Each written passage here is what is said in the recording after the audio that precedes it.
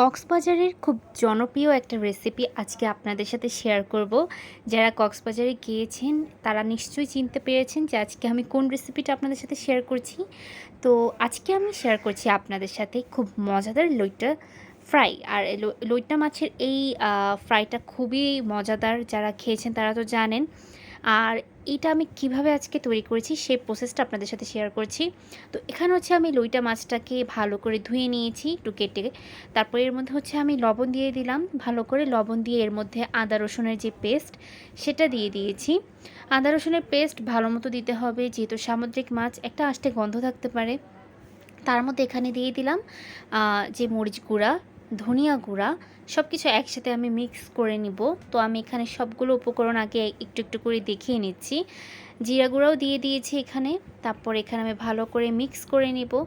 হলুদ গুঁড়াও দিয়ে দিলাম। হলুদ গুঁড়া দিলে অবশ্যই একটু সামান্যই দিবেন, বেশি দিতে হবে না। আর হচ্ছে সব কিছু মশলা একসাথে দিয়ে তারপরে ভালো করে মেখে নিতে হবে। মেরিনেট করে কিছুক্ষণ রেখে দিতে হবে মাছটাকে। ভালো করে এখানে আমি মেরিনেট করে নিচ্ছি। ভালো করে মেরিনেট করার পরে এর মধ্যে দিয়ে দিব একটু একটা স্লাইস হচ্ছে লেবু। লেবুটা দেওয়াতে হচ্ছে অনেকের কাছে সামুদ্রিক মাছের যে একটা গন্ধ থাকে সেটা ভালো লাগে না, তো সেই স্মেলটা যাওয়ার জন্য হচ্ছে এখানে একটু লেবু রস দিলাম, যাতে কোনো বাজে ব্যাড স্মেল যেটা সেটা কোনোভাবে যেন না আসে। তো এখানে আমি ভালো করে সব কিছু মিক্স করে নিয়েছি। তারপরে দিয়ে দিলাম এখানে আমি ময়দা গুঁড়া।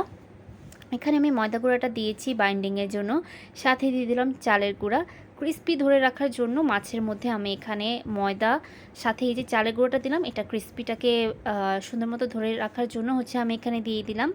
তারপরে এখানে এখন হচ্ছে আমি আমার বাকি যে ইনগ্রেডিয়েন্টস আছে, অর্থাৎ তেলটাকে ভালো করে গরম করে নিয়েছি। তেলটাকে গরম করে নেওয়ার পরে এখানে হচ্ছে আমার মাছটাকে আমি কিছু পিস হচ্ছে আমি দিয়ে দিচ্ছি। আর উপরে হচ্ছে ওই যে আমি যে মিশ্রণটা তৈরি করলাম ওই মিশ্রণটা উপরে দিয়ে দিচ্ছি ক্রিস্পিনেসটার জন্য। যারা ক্রিস্পিনেসটা চাচ্ছেন না তারা হচ্ছে এই উপরে এই লেয়ারটা নাও দিতে পারেন, কোনো সমস্যা নেই, যে যেভাবে দেন সেভাবে দিতে পারেন।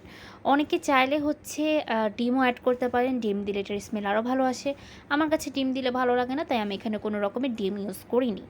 তো ভালো করে হচ্ছে তেলের মধ্যে আমি আমার এই মাছটাকে ফ্রাই করে নিচ্ছি। ভালো করে মাছটাকে ফ্রাই করে নিলেই আমাদের এই রান্নার ফুল রেসিপিটা কমপ্লিট হবে। তো এখানে হচ্ছে আমি ভালো করে মাছগুলোকে দিয়ে দিচ্ছি। দেওয়ার পরে দেখতেই পাচ্ছেন মাছটা কিন্তু অবশ্য একটু, এটা বলে রাখা ভালো যে মাছটা একটু নরম টাইপের।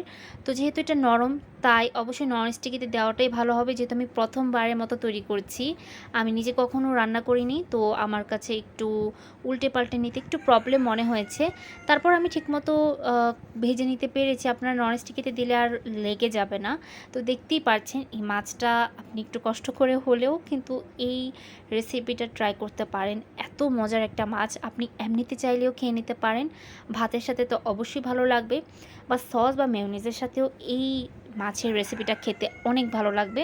তো আশা করি আজকের ভিডিওটা আপনাদের সবার কাছে খুব ভালো লেগেছে। Thanks for watching.